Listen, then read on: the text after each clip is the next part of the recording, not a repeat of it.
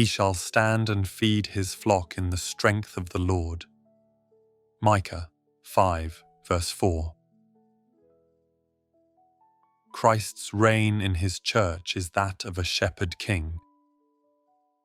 He has supremacy, but it is the superiority of a wise and tender shepherd over his needy and loving flock. He commands and receives obedience, but it is the willing obedience of the well-cared-for sheep, rendered joyfully to their beloved shepherd, whose voice they know so well. He rules by the force of love and the energy of goodness.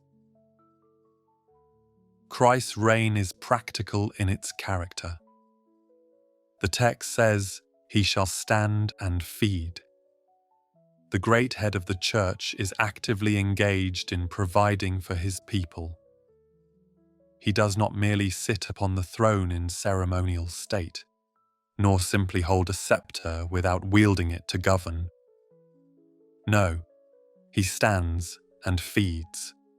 The expression "feed" in the original is like an analogous one in Greek, which means to shepherdize, to do everything expected of a shepherd, to guide, to watch, to preserve, to restore, to tend, as well as to feed.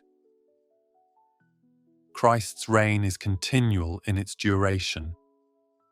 The text says, "He shall stand and feed."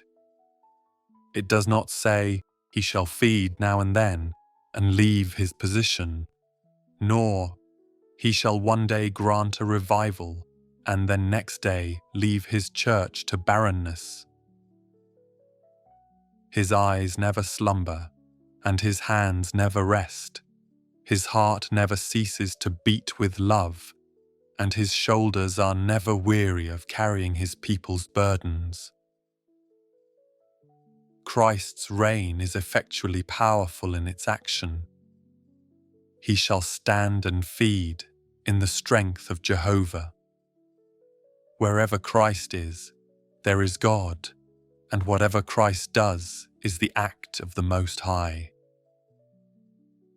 Oh, it is a joyful truth to consider that he who stands today representing the interests of his people is very God of very God, to whom every knee shall bow.